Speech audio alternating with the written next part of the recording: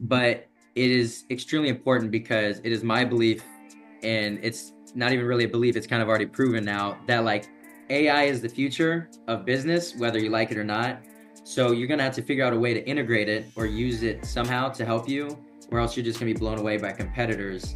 And this is before anybody really knew about them. So I was using it to clean up and format everything. So I could just write this big block of text, throw it in there, and it'd fix everything. And I submit it to the editor. It's perfect. They don't have to fix anything about it. And I'm like, this is insane. And nobody knows about this yet.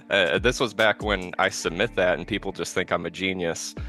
And So it can alleviate some tedious tasks for you, but on the small business side of things, it cannot do what you need it to do. What like the most important part of your business, right? Which for most businesses is like the human aspect of it, right? It's the connecting with people and things like that. It can't do that. which that's the detriment to customer service. Nobody wants to hear a bunch of hedging, like somebody calls about their bill and you're like, well, it appears that this happened and it's like this happened, and it's not direct. You're always hedging around the truth. Mhm. And AI has a big problem with that. ChatGPT is one of the worst. You use AI to check your writing.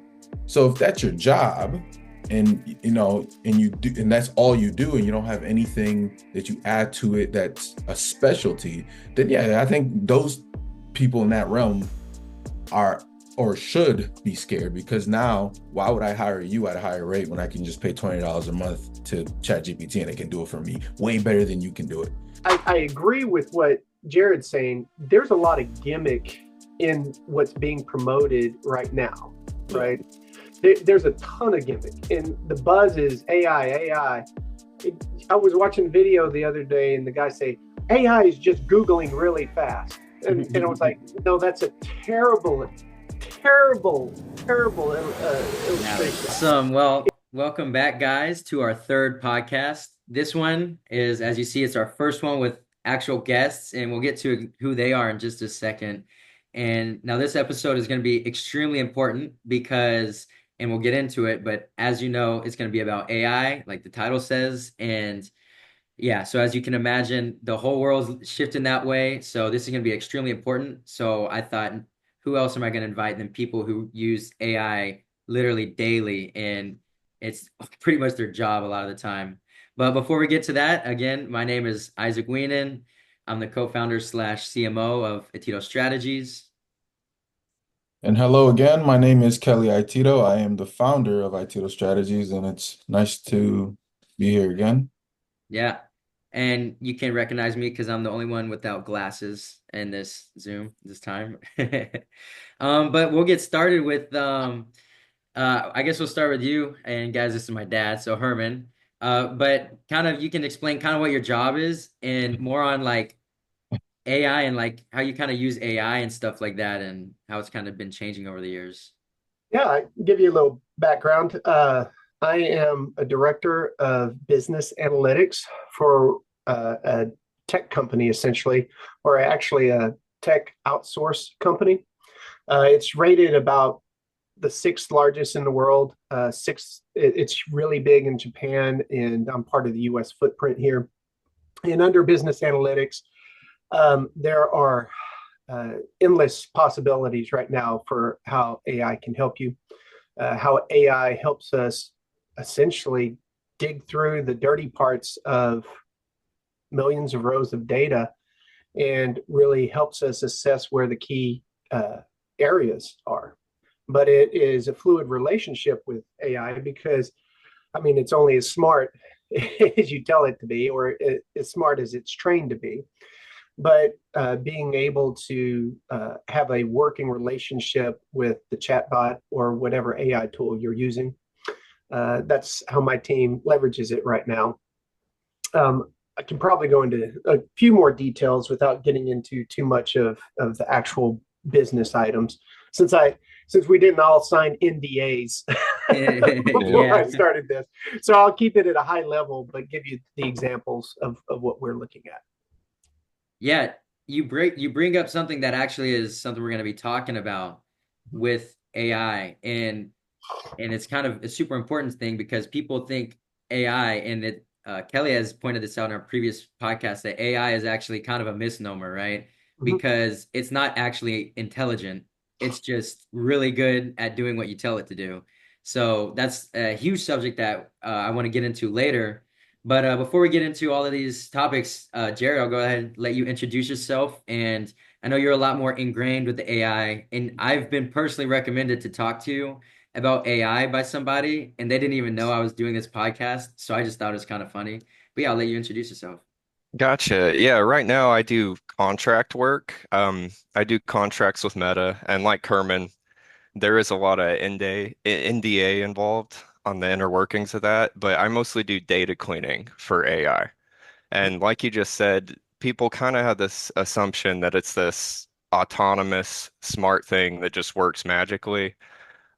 Every piece of data that's used in an LLM, there's a person behind it. A person annotated that, a person did it from scratch, and there's a lot of cleaning that goes into that. They do crowdsourcing mostly because there's so much data that you need millions of people involved. Mhm. Um, so that's the end I'm on. If you have biased data, you have dirty data, you end up with an LLM. You may have noticed just using ChatGPT or Claude, the quality of that can vary from time to time. And that's because we're always injecting new data. And if that data is not clean, we have to roll it back. We have to review that data. And it's not just a single layered process. That data goes through five, sometimes more than that, layers of cleaning until it's usable in a production model. So that's kind of the end that I'm on. There's not much more I can disclose about the details of that, Yeah. but we're working with like the Ray-Ban, Meta Ray-Ban glasses right now, and I can tell you there's nothing artificial intelligent about it. There's a person behind everything these things do, and very advanced math involved in it, identifying what the person's asking and referencing that data. So that's Yeah. about my background. It's all about cleaning. Mhm. Yeah. No, it's crazy. Kelly, did you have anything to say or? No, not yet. I'll let you continue. Yeah. Well, no, I mean, again, this is a huge topic that I want to talk about because it's one that we have to get to because there's some important topics I want to build up to before we get into it. But it is extremely important because it is my belief, and it's not even really a belief, it's kind of already proven now that like AI is the future of business, whether you like it or not. So you're gonna have to figure out a way to integrate it or use it somehow to help you, or else you're just going to be blown away by competitors. But it's also, you got to approach it a certain way because it's not there to replace you. It's there to do the tedious tasks or the tasks that you need it to do. And what I kind of want to get more into that. I know that's kind of me and Kelly's. We've had long, drawn out conversations about that alone. But yeah, so I guess a question I want to ask kind of uh, you two first, and then me and Kelly can interject, is when did you start noticing like this expansion of AI, and how much has it become a part of your life or your business life in the world of business? How much has it become a part of that? Um, that's a tricky question, right? So over time, it's become more of in the analytics side, at least.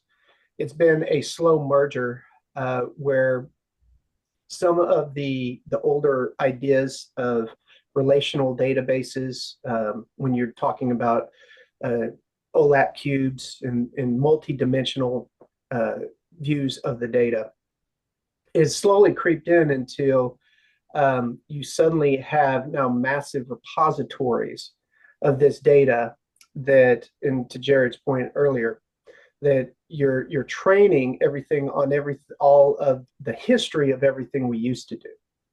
And what's interesting is every aspect of what's happened over just the last year with AI. It went from being last year roughly, well, okay, this is the last day of this year. So in Yeah. 2023, 2021 and so forth, we've seen this slow growth of these main competitors, the LLMs, Chat GPT, all of these different pieces.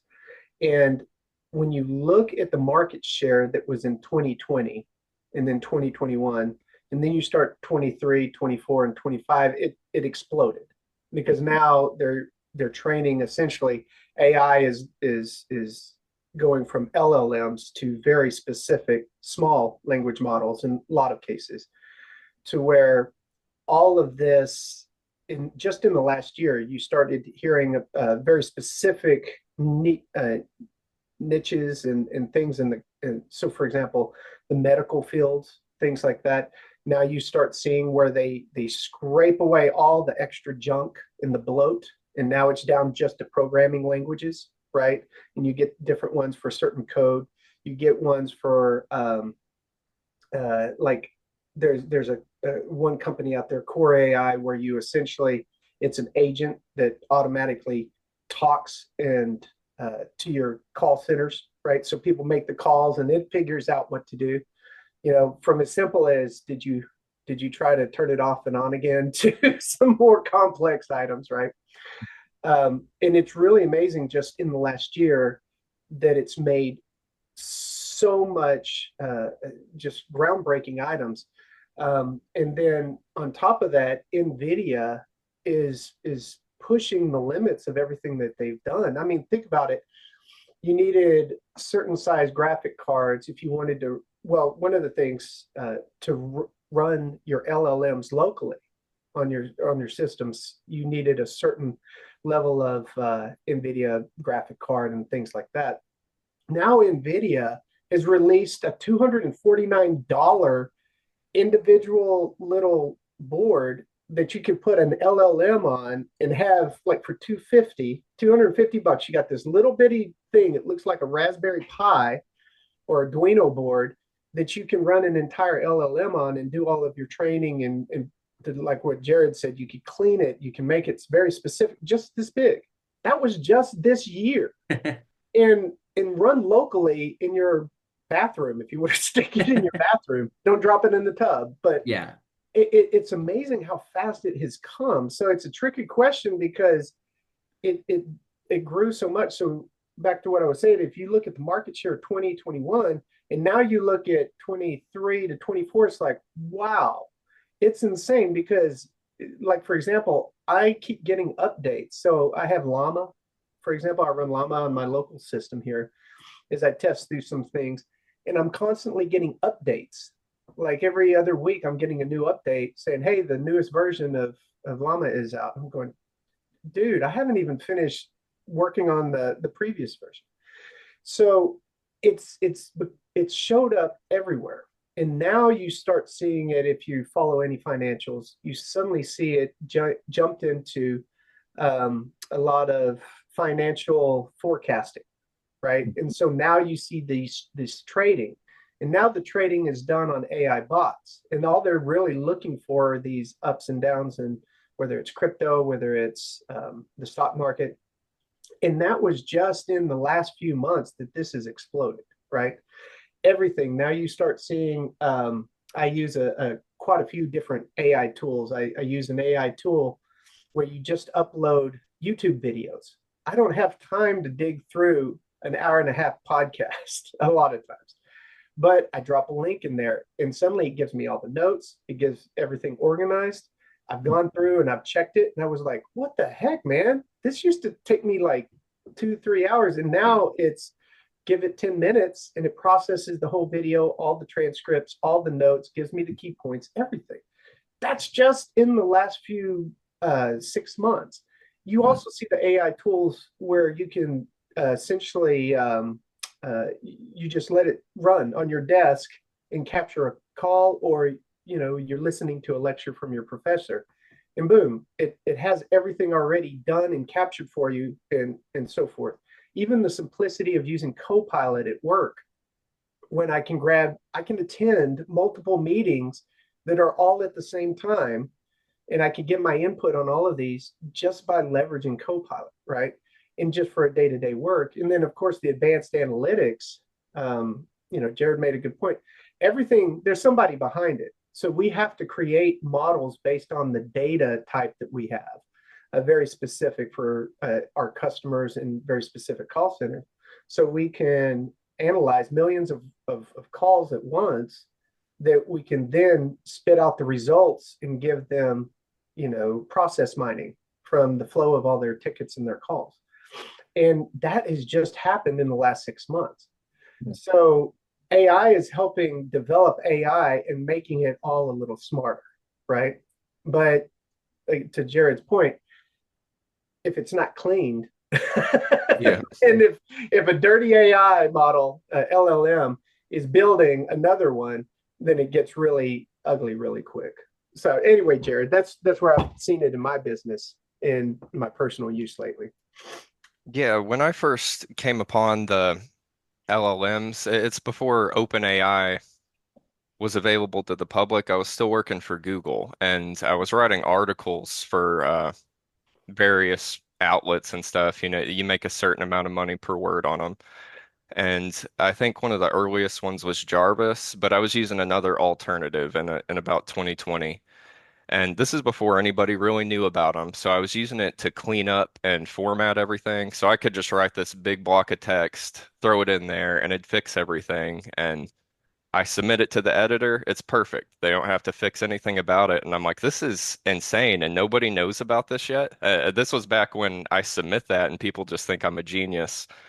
And a year or two later, ChatGPT comes out, and when I'm first using it, I'm not too impressed. But then I get to the coding applications of it, and it's insane. It's unreal what it's capable of. And I think if you're not completely into programming, you don't know. It can't build full apps or anything like that, but it can definitely steer you towards that direction, especially when you have knowledge of the documentation. Yeah. And I it's gotten to the point now that I use what, three or four different, not just OpenAI's tools, but I use APIs for Anthropic, everything. There's a lot of Chinese video AI generators that are way more advanced than what we have here yet. So you might notice that we have a huge rush right now to get all this top talent from the world into America. All that's about AI. Mhm. Everyone's still kind of stuck on archaic models of business here that don't involve AI. And if you don't understand its effects on just the productivity, it's not about displacing people. Your role changes into something that's more productive. Because even for the data cleaning, I use AI, like Herman was saying, AI is training AI. Uh, I use it for that because it makes me 100 times more productive, and my eyes are still on it to make sure everything is exactly how it should be. But it just makes me so much faster that it's not exactly cheating because it gets the product that's needed way faster. And Yeah, I think that's just going to continue to snowball. yeah, AI training AI, and we will reach a point of stagnation, or we may be at that right now. And that's where you need the people with the knowledge to break that ceiling. So yeah, to me, that's where we are, and that's where we're building upon now. We've hit the ceiling, and now we need the talent and the knowledge that can break that ceiling. Yeah. yeah. And to Jared's point on breaking that ceiling, and now I don't know how structured this is, so sorry, son. No, Running this with is just a conversation. Yeah. So, and Jared, you probably took note of this too, is that now that Google has cracked the quantum computing issues of errors and this kind of thing in their calculations. And what was the article? They ended up doing a calculation in 5 minutes that was going to take a ridiculous amount of time. More than the history of the universe, Yeah, basically. Like, yeah. yeah, exactly. And what's where this is going to go is before we're just talking about single LLMs, right, Jared? I Yeah. mean, we're talking about LLMs and the small language models and these different pieces. But now what you're talking about is, well, take all of them, take where you can actually run multiple LLMs all at once. Now that's just just one idea, right? Now, Dad, I want to interrupt you real quick. Yeah, go for it. Can you explain just what when you guys say LLM, because some people watching this Oh, might be yeah, new to them. go What for when it. you say LLM and these terms, like what do you mean by that? Yeah. So LLM, for the most part, is a large language model. And you'll see these based, and Jared can speak a lot better to it. So mine is more of an aggregate view, but I'll tell you on yeah. the downsides of an LLM. Mhm. I think I've seen discussion like if you know about Claude AI, that's right now considered to be the top for coding. But I see a lot of arguments. People will try to make it do a math problem. Will feed it like 1,000 numbers and say, "Give me the result of this." And people are like, "It's off. This AI doesn't know what it's doing." That's not exactly what an LLM specifically is for. You Mhm. can have models that are excellent at math. But if you want to do math with an LLM, you could say, "Hey, give me a Python function that can do math. Give me build me a Python program real quick that can solve this math problem." That's more of how the brain of an LLM works rather than direct logic, I'd say. And Yeah, of you have course, to just they're apply it with its database to be able to perform functions pretty much right. Yeah. before it can do anything. Okay. Yeah. Yeah. So think of it this way. Um, when OpenAI ChatGPT started putting a lot of their stuff in, the LLM, they used a majority of it. It was Wikipedia made up a lot of it, right? Wikipedia is an insane amount. But then you're getting into billions of words and parameters and this kind of thing. And and it's a broad model because they just pull a little of everything in. Whatever they have access to, they'll train their model, right? In those LLMs. So you can have a lot of junk in there if it's not specifically created for a sole purpose, like Jared's talking about. If you get a bunch of computer programmers and developers and scientists together, they're in a lot of their focus is going to be on language, programming language, right? And so that's very specific to that. One of the I, ones, oh, go ahead. oh no, I can tie that into why that's relevant if you're a small business owner that Yeah. needs to use LLMs. The bias, for Mhm. example, telehealth is really blowing up right now. A lot Yeah. of people are doing telehealth startups, and AI is a big part of that. It's a big part of diagnostics. Um, if you're a small business, it costs an insane amount of money to train your own models on that. Yeah. The team, and this is ongoing fees. If you're going to run a server at home to run this, or if you're going to use a cloud-based, you're talking about every month you're paying. You're not exactly getting rid of employee overhead because Hmm. these models are going to cost you money to run. Hmm. But on the note of what Herman's saying with the data being dirty or biased, and sometimes there's even legal implications. For Hmm. example, if you ask OpenAI a medical question, ChatGPT, it's usually going to give you a direct answer about what you asked medically, and then it'll say, but by the way, you might want to ask a doctor. Hmm. If you ask Claude AI, they have a different legal team and they opt on the side of we don't want to talk about medical stuff at all because there's Hmm. implications for us to that. So, Yeah. Yeah. and as a small business, you're probably going to be using an API, whether it's which that would be the integration into your software rather than you Mhm. building your own model because that the costs are so much if you're small and you're starting up. So you're probably going to be using an API, and you want to make sure that the company you're using it for has the data and allows the data for your model to run for your business need, Hmm. because they are different and they use different data sets, and it takes some research. Yeah. Yeah. And just in I'm gonna just assume. So when Jared's talking about that API, that's just going to be essentially the glorified connection uh, window, right? You get a very specific API window application interface Mhm. that you can go ping. And so essentially it's doing just going across the net, right? And submitting and returning that information.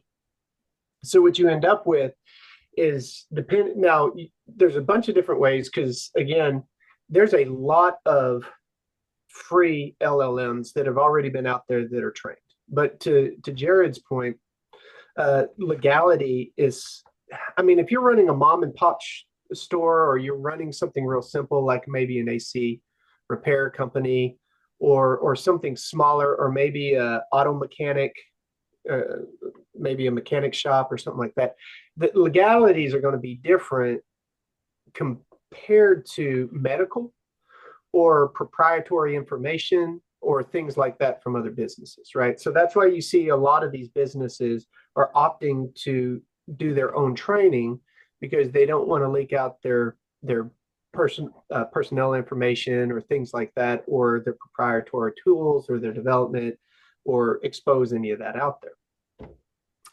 And so that's where Jared's saying is if a large business, you'll see large businesses doing that, but smaller businesses will start, they'll need very specific type of, I guess, the larger shared models that are out there, making sure that they're not putting in information that they feel is proprietary that might actually get added to the LLM that other groups and other companies would have access to, right? So they want to be careful about things like that. But other pieces, for example, when you're talking about an API, and almost everything runs on some kind of API. So most phone applications are glorified web browsers that are actually connecting to something, another interface on a server that would also have your regular web pages, right?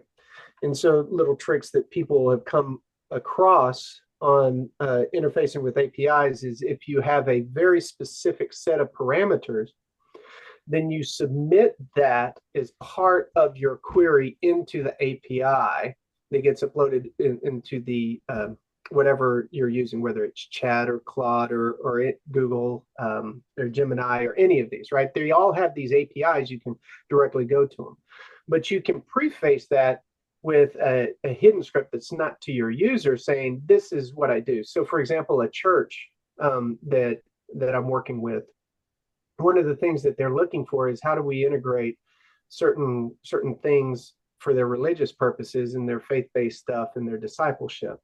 And I was saying, well, you can control a part of that. The cheapest way is you could control that with just simply putting those hidden parameters that you're uploading into it to always keep the conversation within a certain constraint, right? And we'll cover some of the general prompt engineering that you can do in that. But your user would only see in the app and so forth, they'd only see this much information, right? Whatever they're typing in, they're not seeing everything that was being submitted in the back end, right? I don't know, Jerry, if you want to build on that at all either. Well, I'll stick to the small business application. I've worked for a major company. I've worked for Google and Amazon. For small businesses, I would ask the question before you even get into AI, what is your problem that you're trying to solve with it? Because, like I said earlier, AI is an ongoing investment. This is something that even if it's completely built out, your use case for it's completely built out, you're either going to have the server space that you're running it off of, or you're going to be using the cloud that you're paying a monthly fee on, depending how much traffic you're getting. Your APIs cost money too. So as you scale up, that costs more the more use it's getting. Mhm. I would ask the question, can you have a software developer just write you a program that does the same thing and AI is not even necessary? Especially for smaller businesses with smaller needs. And at Amazon, for example, we had a team of schedulers, and we run routes. We have to calculate the forecast for how many routes we're going to have to run. It's Christmas time, this and that. I made a tool in TamperMonkey in the browser. You just click one button, pulls all the information from the web page. Very simple. Um, it saves every scheduler 10 minutes. So you got 30 guys saving 10 minutes every time they schedule a route. That saves you like 3 or 4 hours a night. You're met with the problem then you got guys sitting around for 3 or 4 hours, nothing to do. So Amazon, uh, I'm sure now is investigating how do we get this fully automated into AI and just get rid of the guys altogether because now we're sitting around half the night because we have these tools.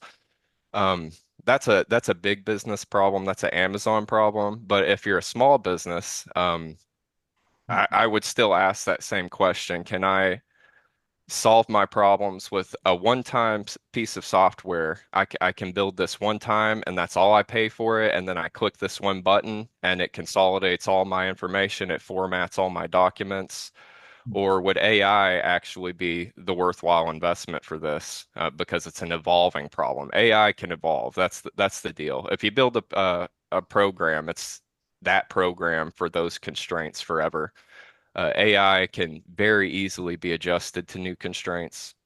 So I just say for small business owners, it is an investment. I'm working on an app right now using some APIs, like a virtual try-on type app.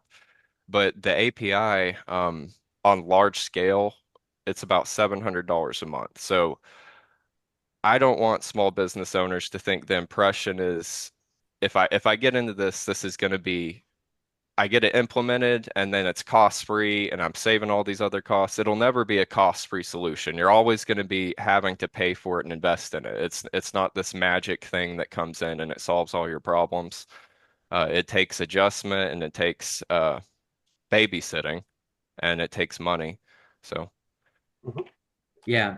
No, that's actually something I wanted to talk about because AI is a tool that you can use for convenience, but also being able to just speed up everything, right? You can do so much and it can help you out. But what it cannot do is two things. It can't replace you as a human being, and it cannot fully take out the work aspect of your job. It can limit it, which many people probably want, especially the most business owners probably want more time, especially free time. I mean, I know local business owners, and I literally talked to one, and he's has multiple locations around the Austin area, and he's like, one of my problems is I just want time because he's so loaded on this work life balance. He's so much heavier on work than the life balance. So AI can help you with these things, but I think another important distinction you have to make when you're talking about these is exactly like Jared said. It's not a magic button that you press and you're like, oh, my business is taken care of, right? Me and Kelly actually went through that problem exactly. They just handed us their business and said, make me $1 million. Not really, literally that, but yeah, like yep. similar. And people, I don't want people to be under the impression that AI is going to be this magic fix. What it requires still is some work. And on that, I kind of want to also pivot a little bit to, and I'll let Kelly talk on this part, but the change to AI, right? And so Kelly, what do you think on people like taking on AI in their business? And like you mentioned the light story, you know how like people used to light lamps, but now they try to fight it and they lost their jobs. Yeah. Whereas if you instead of swimming against the current of this AI wave that's coming, Yeah. trying to adapt to it and use it. What do you kind of think on that? I think either your I think it was your dad that mentioned it, but they already mentioned that this is a change in our society that you can't avoid, but it comes down to a balance of customization and convenience. So if you want things to be convenient, then, I would say utilize AI, but like we're all mentioning that AI can't run, it's not there yet. And I think it's a little while, well, it's a lot of while away for it to be an entity that you can implement and you can just sit back and it makes you money. It's something that can alleviate what is the thing we call it, Isaac? Um, Like like just the tasks, like workload? Yeah, quick, workload, yeah, tedious like tasks. tedious tasks. So it can alleviate some tedious tasks for you, but on the small business side of things, it cannot do what you need it to do, what like the most important part of your business, right? Which for most businesses is like the human aspect of it, right? It's the connecting with people and things like that. It can't do that. Not yet, at least, because it's not intelligent. It's just doing math problems really, really fast. Um, I mean, I thought I knew a lot about AI until these two started talking. I'm sitting here in my mind like, whoa, my goodness. You guys are talking so many, what I'm saying, I know what APIs are, stuff like that. Because when I'm connecting, all these different softwares we have, when I'm connecting them, they're all through APIs and things like that. So I'm recognizing that, but my goodness, I know nothing. I Yeah. know nothing. Like really, like I Yeah. mean, that's But they're also heavy in the data analytics, like they said, field and like those. So obviously a lot of their terminologies and also problems and experiences with AI is not what a typical business owner, like local business owner, necessarily has to deal with. That's when they're like, okay, if you don't even know AI, you're probably going to need someone that knows AI to do that yeah, because that alone, just trying to learn that, I mean, I can't even comprehend how much extra time that'll take right, on top right. of your schedule. Yeah. Yeah, it takes a lot. But Jared mentioned this, like if you're a small business owner, you don't need like the most complicated AI, you know what I'm saying? It starts with everything, even from what we do, it starts with a question.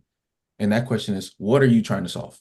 What is the thing that's bothering you? What is the thing that you want to solve? For most business owners, it's, customer retention. We don't have a lot of people come in and out, right? And then for some, it's, I don't have enough time because I have a lot of other things that I'm doing. And I'd rather just run a little more autonomously than, me having to be there and stuff like that, right? So if if you're looking for convenience, then implementing a little bit of AI to help you with, tedious things, like in our case, when we implement AI, it's to do things like appointment booking. That's not something that you need a person to do. So if you can alleviate some cost in that area, it will benefit you as a business owner because now you're saving a little more on the profit side of things, and you're investing it in something that's not only saving you time but also saving you some money also. Yeah. So it just depends how you want to use it. So, and now I'll tell you. So, in my organization, I have, oh man, I got a crud load of people that report to me. And what I find interesting. So, this is where I use AI um, outside of just data analytics, right? Mhm. Because you're talking about convenience and people management. I find it literally saves me days of work on certain items. Really? Um, and this is where, so I take certain ideas when I need, for example, training. I did this with one church. Um, when I was walking them through, they have a thing that normally takes days to do, right? And so I walked them through this concept, and I did the proof of concept myself, where they wanted people to understand more about their gifts, their talents, and stuff like that. And so I took their PDF, uploaded it into the chat, and I said, okay. I gave it very specific instructions. I said, this is what I'm doing. I'm taking this test. I'm going to come in and out over the next few days when I get time to answer this or work through these concepts. And what was interesting is I just used the voice chat feature. And I was able to not only get through all of these pieces, but get my thoughts together and then have it review the thoughts. And just like it was a secretary, just going back and forth, I said, oh, no, no, no, no, no, change that. Or, hey, let's revisit that question and add these ideas to it, polish it up and send it. And then took the whole thing and send it back. And I gave them that as just one model of how you can leverage these kind of things, right? Difficulties. I kind of cut you off, Dad. But I'll let you No kind of worries. continue with what you're saying. No, so just to continue on using it for my personal management of my team, and so forth. Uh, One item that I had done is my team is spread across the world for the most part. I mean, I have some people in the U.S., but then I also have a lot of people in India, Malaysia, Mexico. And when it comes to doing yearly reviews and things like that, I really have to understand the motivating factors of most of their culture, right? And sitting down and talking to them and being able to put that together against different types of personality models, right? And so I had gone in and started doing cross dimensional um, comparisons and trying to find out what's the best way to set their performance goals, right? How what's the best way and match that against their personality type and in their culture, which is a three-dimensional approach. And then on top of that, I have people, strange enough, with ADHD. And so when I create training programs or things like that, then I go in, I say, okay, I like this program. Now here's the problem. Uh, Now I have somebody who is on a scale of 1 to 10. They suffer from ADHD. They're probably a 7 or 8. How do I communicate this effectively to them? And depending on their ADHD type, right? Then I can actually say this, and put these items in. And if you can't afford, if your company doesn't have one, then something that you can leverage as far as that goes. You can use generic names, and so when I build business plans or something like that, and let's say Copilot at work or something is just not working for me, then I go in, I say, okay, I'm building a plan for this person. They work at Bob's Pit and Grill, right? And then I build this plan. I say, um, uh, Tom Brady. I'll throw Tom Brady in there. Also suffers from A, B, and C, and needs different type of motivation. So how can I communicate this, right? The tools it's are out there that are, some of these things are fairly solid in the LLM. You're not going to get too many hallucinations, right? When literally AI will hallucinate and give you some wonky stuff. If And the best visual is, you've probably seen really bad AI art. Well, now think about that logically in the background when it's trying to do its reasoning. But a lot of these things are founded, and you can go in. So, for example, I said pull the top 10 personality models. And now, how do I communicate to those top 10 personality models? And then I can take my employees and say, okay, this is how they seem to operate. This is how I need to communicate specifically for them for their reviews. I think before we had technical difficulties, I had uploaded the thing for the church, that really long program that they had from their PDF, and I just had chats, literally chats with my Chat GPT voice, and answered the questions. It really got me thinking, and then at the end I said, man, I rambled on. Can you polish some of these, but put it where it's captures the key points, cleans it up, isn't rambling, and is from my persona, right? From my side. And I use it for things like that as well. And even personally, for people that have to do certain communications. Jared nailed it earlier. The number one thing that people can take advantage of is cleaning up communication. Um, I, if you probably notice in today's society, in these younger generations, formal English is not their strong point, right? Uh, and something as simple like that. I mean, Jared's a smart guy, but and sometimes I pretend I'm a smart guy, but I have to put stuff through my AI chat all the time to say, this does not make sense. Get rid of all the extra adage. Get rid Well, of all the that's the biggest yeah, problem in the data. You were talking about yeah, hallucinating. The main aspect of data cleaning is removing all the hallucinations yeah, and removing all the hedging language. yeah. That's the detriment to customer service. Nobody wants to hear a bunch of hedging, like somebody calls about their bill and you're like, well, it appears that this happened and it's like this happened, and it's not direct. You're always hedging around the truth.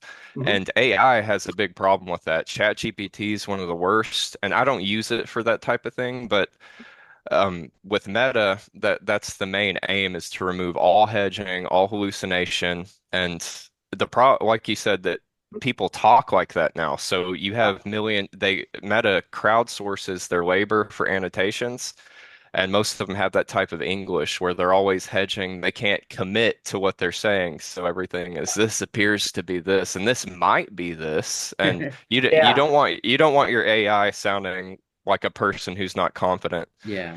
Yeah. Oh, 100%. Do you fix that through prompting, or how do you fix that? Well, this isn't an issue with the user. This is an issue with the training data, because there's a person behind that training data. And as far as the math and the programming behind machine learning, Mhm. let's say your prompt, we'll say this is a Excel sheet, and your prompt are the rows here, Mhm. and what is returned from the training data are the columns. And your prompt is cross-referencing every column. Every row of your prompt, every word is cross-referencing an answer inside the column. And the machine learning so advanced that that's times a million. That's a grid so big you can't picture it in your head. Yeah. Um, but when that grid is full of hedging, then you end up with a unsure chatbot that you're talking to. And I've implemented chatbots for people on their websites and everything. I've tried to tell them like customers may not want to talk to a thing like this. Some people Yeah. think it's cool. It's gimmicky. I wouldn't say it's a long-term thing. Like you were saying earlier, it's more of a gimmick than it is a useful thing for your business. But I Yeah. do still believe that a small business owner can run it's on the business owner themselves. You can't just pawn it off and say, well, like, I want to pay for this and then I want it to exist. The business owner has to learn to run AI themselves in their business. It's not a one and done thing. And I think it is revolutionary for small business owners. You can run at an enterprise level by yourself or with a partner if you learn these things yourself and don't try to outsource them. So if you are a business owner and you pay somebody to come implement AI, take the time to do the homework and actually learn the inner workings of that, and it'll do great for you. If you just let it run on its own, it probably won't pay off.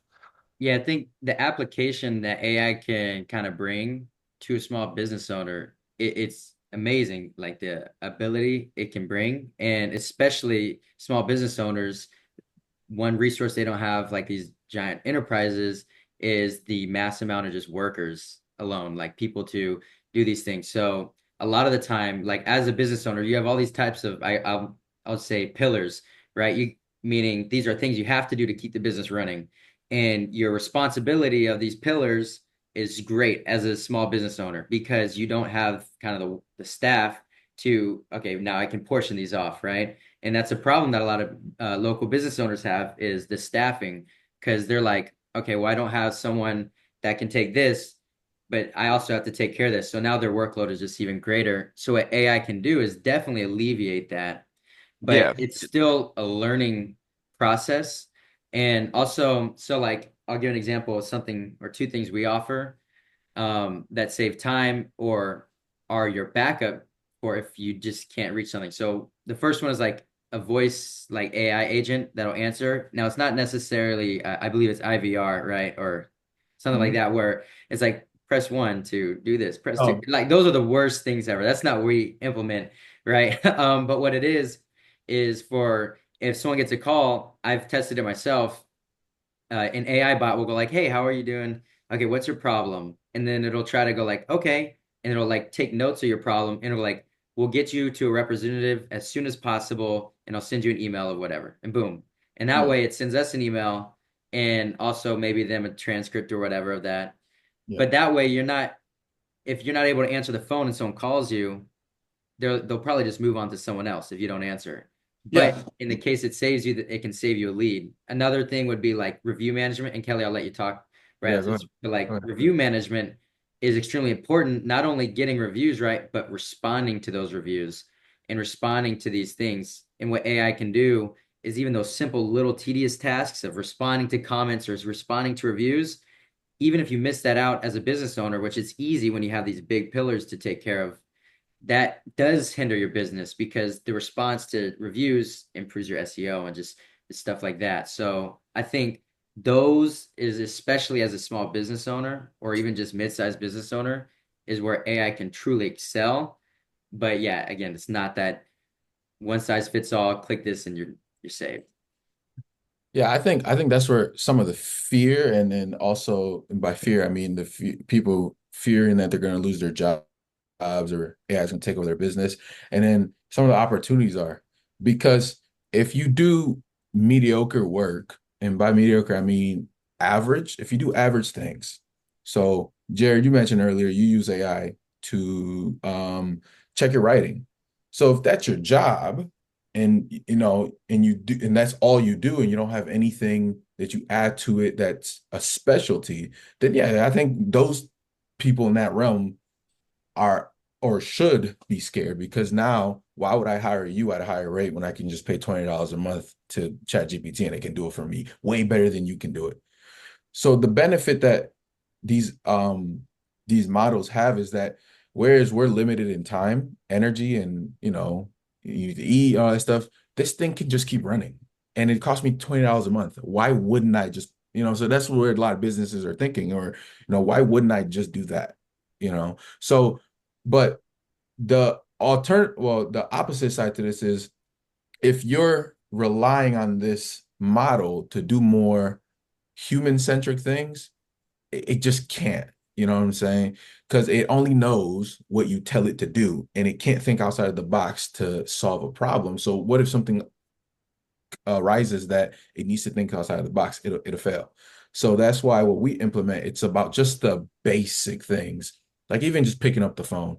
That's because we know that if a lead isn't followed up within 5 minutes, they're probably gonna go to the next person. So the voice AI agent is just there to make sure that they pick up the phone for you so the person knows that at least you made every attempt you could make to at least get to them so that whenever you can get back to them, they're not looking to at another business around. So it's about using it strategically in different areas and not trying to implement it as a whole like saving grace for your business. I have a question for you and Isaac, Kelly. Considering that everyone is using AI now, especially for SEO and pushing your products, that's going to change the entire nature of how you rank, how individuals rank. Of course, the people who are on the top of Mm. AI right now, they're probably dominating SEO as far as Amazon marketplaces. Yeah. Um, how do you think in the future when this is the consensus, that everyone's using AI for SEO and pushing their products, how do you think you get ahead of the crowd when that's just the consensus and everyone's on the same level? I was talking to a business owner actually, and he I didn't know there was different types of SEO, but apparently he's been heavily investing in, I believe it was AI SEO or AI something. That had something to do with that. And so it's not just your normal search engine optimization. I can't, he didn't kind of go into the nuances of it, but he's been heavily investing into that side of things because he knows in the future it's just going to be that. I don't know all the details. He was just kind of explaining briefly what it is. I don't think he also knows because he hired someone, I believe they were in India. He hired like a huge team over there to do this, but it's a different type of SEO. And and he's like, that's the future. But currently, right now, since that's not the trend, like that's not, it's just not it. He's also having to invest in the SEO of like what we do now, like the reviews and I mean, also backlinks, stuff like that. Um, but yeah, I think our biggest thing is when you say the norm is that SEO is becoming like the norm, I'd agree, but I'd also agree to disagree because all the things that I think are like, okay, that's a must of business, you'll come across, especially in these smaller businesses, they barely know how to work the phone half the time, right? Their own phone just to like call somebody, right? And and that is also the market that we're trying to help out because you're right, that is becoming the norm. And soon enough, these people will never be seen because they're going to be just completely outblasted by the competition. Like if you Yeah. Google food near me, you're never going to see them, right? And that can hinder Yeah. them. So that is also why we're like, okay, because I was in the same boat as you, Jared, where I was like, there's no way people don't realize they need more reviews. Like something just so simple, but that is not on the mind of these people. And especially when they have these, like I said, I keep referring to these pillars that they have to worry about. Yeah. These little nuances of, oh, SEO and oh, customer lists and AI, like that's not in their mind, Well, right? and the expectations within their budget, When you really start talking price points, even for the AI type things, my wife works at a print company in town, and if we were to automate f their inventory, for example, or what comes in and out, or were to automate their customer base, um, everything is handwritten, stored in a file cabinet. The amount of labor that would go into that, there's hand labor of scanning all this stuff, and then you got to format it and make all the data match to single format. That's tens of thousands of dollars of labor. I think for a lot of archaic businesses, they have to start from scratch because all their data is so inaccessible for AI. Yeah. No, that's a good And point. Yeah, how I would answer that is with that example that you just left off of, with businesses like that, you I think when we're talking about how to implement AI, most people think it's like a complete overhaul. Some of these things have to start at a certain point, right? You can't completely overhaul a business that's, in your words, archaic. I like that. I'm gonna start using that, but you can't completely do that. So given that, so that's an assertion that I'm making, that in the near future, there's just going to be so many of these AI tools that everybody's going to be using them. So how can a business get ahead in that manner, right? So based on my assertions on that being the norm, I I firmly believe now that a human-centric um a human-centric strategy is better with little bits of AI implemented to help enhance that, right? Alleviate some time so the person can have the time to focus on the human-centric thing. So little things that we're focusing on right now, like as a business ourselves, and then for the clients that we work with, is find your smallest viable audience. So when it comes to SEO, you're trying to sell to like thousands of people, but most businesses only need about 200 to 500 people to just be in business. You don't need 10,000 or 100,000 people. When you're an enterprise, that makes sense, right? Because most enterprises are selling some sort of product and you can scale that. But most local businesses are selling a service that, you're limited in time, so you can't really scale that. So you only need 50 to 100 people anyway. So SEO, if you can dabble in it, yes, but building and finding your own smallest viable audience is the future for these businesses, because as we go further and further into the future, and you guys mentioned that, oh no, actually it was you, Erman, you mentioned that the development of AI from 2020 to now is crazy. So we can only assume that in a year or two, that's going to be like what we were expecting 10 years to take is probably going to take, I don't know, in 2025, by, June, we're probably going to see something that's ridiculous, right? So the development of these things are getting built so much faster. So it's safe to say that we're going to get to that point quicker than later. So the positioning that we're trying to make for ourselves and for the business we work with is focus on building a foundation based on a human-centric focus, and building your own small customer list so that you will own that list and you can always contact those people, because that list will be filled by people that have given you permission to contact them and stuff like that, and that will be the future. Now compare that to somebody that hasn't done that, and then they're now in this future of AI, and they're still trying to do SEO or ads and trying to get a certain amount of clicks to hit a certain amount of, like that doesn't work. You know what I'm saying? Yeah. Most of those things are 50-50, and it's like it's like a lottery. You're just kind of hoping. But when you do what we call the basics and you build a foundation based on, trusting smallest viable audience, then now you have more control over who who is there because they want to be there, instead of insisting that people do what you want to do. So when we were mentioning things like, most business owners don't want to implement what we're seeing as the future. We're seeing that AI is the future, and most of them are just like, no, we don't really care about it. So the idea is that if you're gonna sit in your pocket of life and insist that people do what you want them to do because that's what's comfortable for you, then the reality is that in the future you're gonna be left behind, and it's gonna hurt you the business owner in the long run. Kelly, I think something that will reiterate that point exactly to the T is you've actually told me the story, Kelly. You recognize it instantly, but it was about, I believe it was it a chiropractor, I believe. And he had his own practice, right? And he had a receptionist or whatever. Okay. And he was using this new service to try to get or he was just trying to get a ton of leads, but they Hmm. just nothing was working, right? And what it would do is the process would be they'd call, go through a receptionist, and it'd just be kind of generic answers. Oh, And yes, in the I remember. future, I think we can agree a receptionist will probably be replaced by AI, which it already is most of the time now. But anyways, he tried something different because for weeks he was paying for this service. It wasn't work. It was getting leads, but he couldn't retain these leads. 3 months, three Yeah, months. yeah. Yeah, it didn't And do anything. then the next thing he's like, okay, you know what? Let me take one of the calls. Next time we get a call, send him right to my line. They sent him right to the line, and he was talking to them like a normal human being. He's like, oh, well, what's your problems? Okay, well, what's your pains? Oh, well, that's probably sounds like that.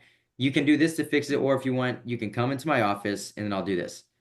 He started implementing humanistic or human-centric, right, approach. Like it's more like that empathetic approach, like human to human contact. We're social creatures who rely on each other, no matter how far away we try to push sometimes, right? But he implemented that in his business, and once that became his model, his business started to skyrocket. You And started to that kind convert. of Oh wow. highlights the point that I don't think I mean, maybe far in the future that's just the norm, right? That people, if you're just talking to robots now, I don't know, but as of right now and for the foreseeable future, we still aren't going to be, AI just cannot replace us. And that's a point I keep bringing up.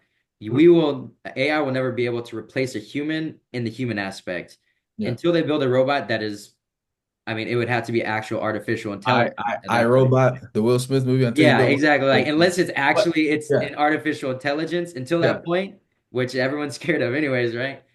It's not gonna be able to replace the human interaction. I, And I will say, I will say AI can definitely replace us, but not in not in the not in the way you think, right? It won't benefit a business if AI replaces a human being.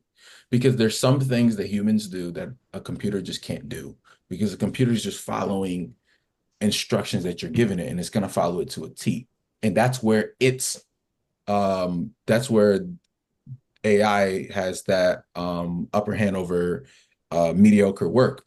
Because when it comes to average work or things that AI can do, it can just do it so much better than you because it's not limited on time. It has nowhere to be. It doesn't need to take a break. It doesn't need to eat. It doesn't need to sleep. So when you have to sleep, it can keep working. So now when you're a business owner and you're kind of weighing production and all these things cost, and you're like, this thing works all day. This person has to sleep. Why would I pay him? And this thing's cheaper when you want to weigh stuff like that and you're looking at it and what's weighing that decision is just a number on the screen. So like, maybe it's a change in, money or percentage, whatever.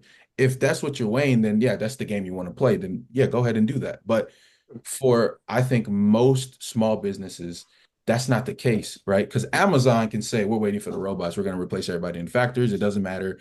Because I think in 2020, Amazon has so much churn that they were losing so much. I don't remember what the numbers were, but they were losing so much money based on how many people were getting hired and quitting within the first 90 days.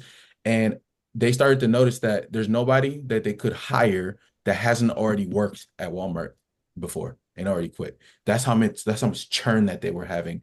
But for a business like Amazon, that doesn't really matter to them because the robots are coming. So why does it matter if they're losing a bit of money right now? So for a business like Amazon, the robots will work for them because for their model and the game that they want to play, yeah, it works perfect. But I don't know, for wherever your dad said earlier, some grill, steak and grill, whatever. Oh, They Bob's Pit and Grill. Yeah. Yeah. So like for Bob's Pit and Grill, can he just replace everybody with a robot or kiosks that you can just go and just order? Because I could have sworn when you go out to eat, the purpose of going out to eat is to interact. So Yeah. if you take that part out, why would I even come? Why would I eat with you? Because if I'm looking for good food, there's no shortage of good food. We don't live in a state of lack, so I can go to McDonald's and get cheaper food instead of coming to you and talking to you know what I'm saying? It just doesn't work for I anybody. think we're still selling the gimmick with AI. It's all about the gimmick and people flood the money. It's just like buying the goofy product on a commercial and you're like, man, I need that. I need that for cleaning my kitchen or whatever. You use it for a week and you never see it again. It gets put away somewhere and it's never used again. Yeah. AI right now, software as a service. Yeah. That's everybody's making their own SaaS with AI, and even that's all gimmicky, and you have to subscribe to it because, like, man, I really need to convert this file to this or something, and then you end up paying $20 to convert one file. You forget to cancel it, and you paid them twice. A lot of it is to get one over on people right now. I think they know a lot of it's not a sustainable thing. Even with you're saying like automating certain things that works on certain people that are fascinated by technology the first time. Mhm. You go into McDonald's and you see all these touch kiosks. Man, I want to go to McDonald's because that's really cool. That technology is really cool. But ultimately, it is a gimmick, and people will start to long for the human interaction again. Just Mhm. like you're saying with having actual clients, AI can't pay you money. If you're running a business, AI can't be your customer and pay you. You still need those real people. So Hmm. you can pay for AI, but it's not going to generate the revenue for you. It's just going to expedite your processes, basically. So, Yeah. Yeah. Well, and yeah, to Jared's point, it's all about your throughput, right? Um, in your throughput, your quality, in automation. And the thing you said something before, I meant to jump in and not Jared. I think Isaac, you had said something about replace the receptionist. Yeah. It's not about replacing the receptionist.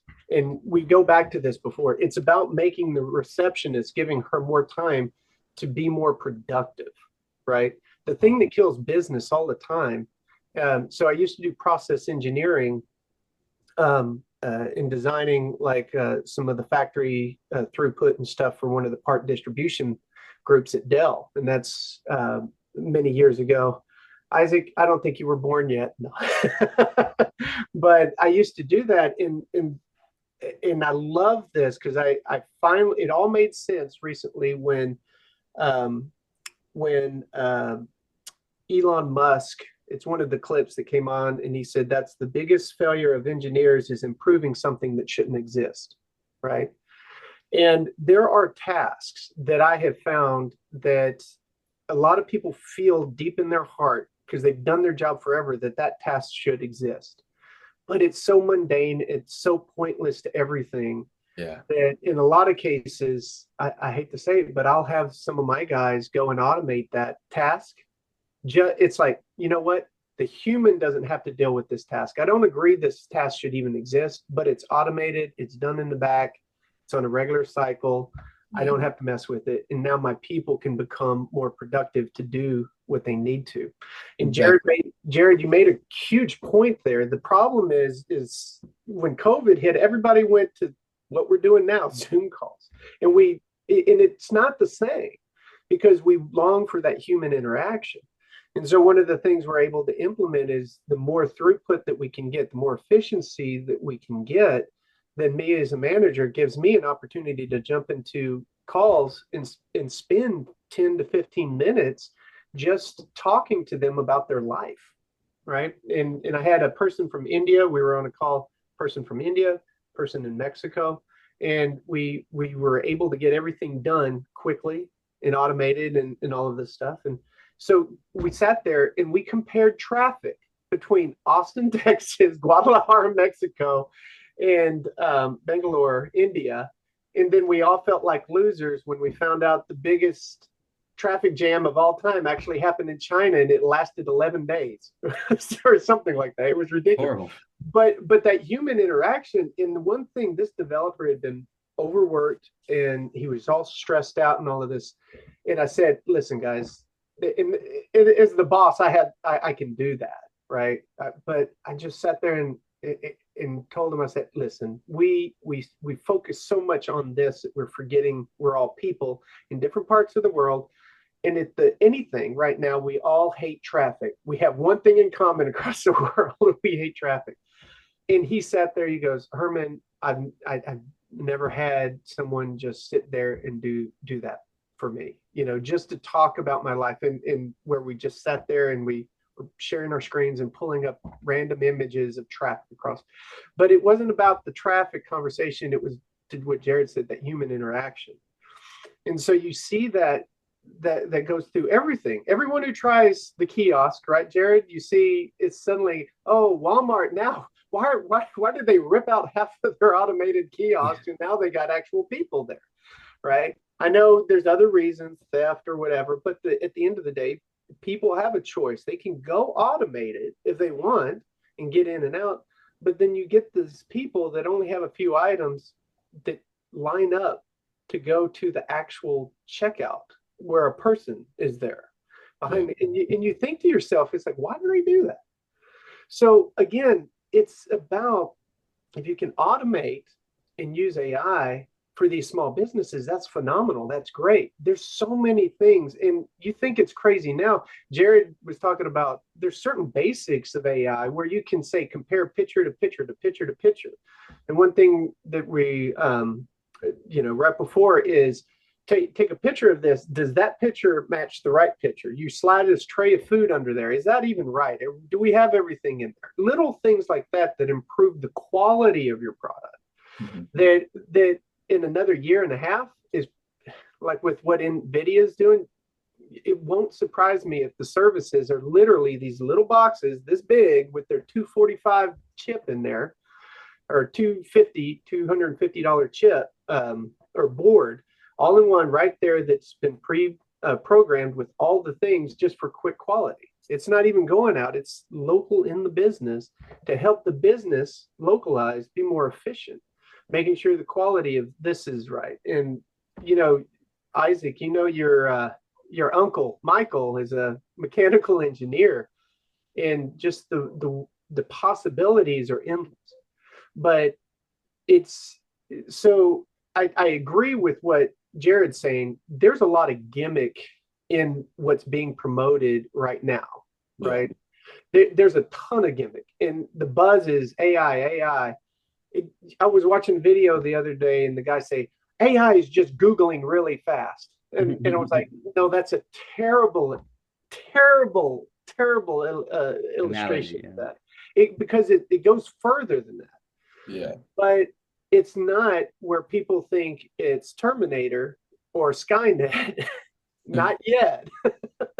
let's see what quantum physics, the quantum computing does with that. But it's not there. It's not that. So there's some in between where we have to help the businesses, and that includes even large enterprises like the one I work for, where we have to be able to say we need to learn the balance between the education gap that we have now, right? The ability to make people work smarter, right? Not harder. And remove the fear that people have against it, but the education around it to say, yeah, I'm not going to put my whole life in this, because, data can be nasty. It has to be scrubbed. It has to be cleaned. AI can hallucinate. It can get stuff wrong.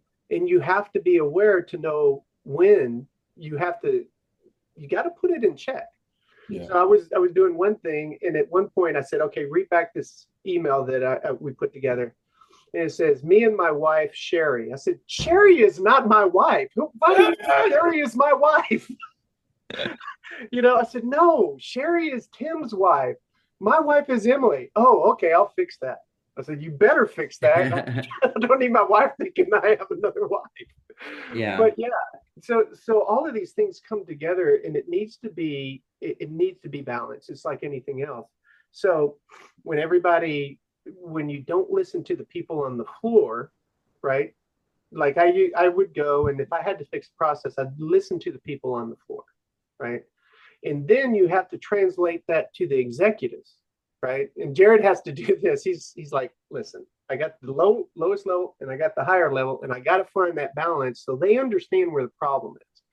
And that's where you guys are trying to fix this middle part between the people on the floor that have to make this business owner money, but this business owner doesn't necessarily know the struggles they have on the floor. And so they're just going to reach at the gimmick that Jared was talking about, saying AI will fix it. No. You can make your people better on the floor, and you can increase your input. You can grow your business to multiple locations, your restaurants, or you can even open up more services, or you can open up partnerships with food deliveries and grow your business, make more money, keep your people happy so they're not frustrated, make sure they're well trained, take care of your quality. All of these things exist now within highly invested AI models like Jared was talking. The enterprise level, it takes $100,000 just to train one model one time, with all the resources and stuff. But it's getting more and more efficient. It's getting free. I mean, Jared, how many free LLMs are on Hugging Face that you can Oh just, yeah, there's plenty. I it's mean, yeah, they're starting to kind of back off on what's publicly available. I know yeah, GitHub's banned a lot of repositories that give you too much freedom, I yeah, guess. So yeah, Hugging Face is kind of following suit. But yeah, right now, I think they're trying to consolidate to where they want to funnel you into the mainstream ones. So yeah. there is some control going on because it's a big competition. That's why data is the biggest asset in the world right now. Mm-hmm. Yeah. Yeah. Jared, you I just brought, Go oh, ahead, go ahead. Kelly, I'll let you Go ahead. go. Oh, okay. Oh, go ahead, go ahead. I was gonna say, Jared, you brought up that's you just blew my, like I love that word. I mean that topic right there is really good. I do want to ask though real quick. We've taken a lot of y'all's time. Would you want to continue this? Um, Let's do part two. Let's do Hey, or part two. or you would can you do a want part. to we can do another podcast continuing on this Let's topic. do let's do part two. Like, I can see that the time's going, but I wanted to say to your dad, you mentioned how you communicate with your workers. I like to listen to a lot. His name is Seth Godin. He did a what do you call it? Where he sends out a bunch of a survey across the whole world, and he asked a bunch of people, what was your best job? And he had a bunch of stuff on there from like, I did something I could be proud of, and I was really happy with my job. And then to other things that your boss would want, like I got paid a lot and I didn't get fired. And you know, a lot of people chose everything but that last two I just mentioned. So I think what you're doing is, I think you're doing the right thing. Well, I think we're definitely gonna have a part two. We got to wrap things up here, but guys, thank you so much for coming on the podcast. And again, if you made it this far, thank you. There's gonna be a part two, and don't forget like and subscribe, and see you on the next one. Well, hey, and if you get really bored, just take the link to the podcast and drop it in the AI to a little bit. There There we you go. go. Yes, sir.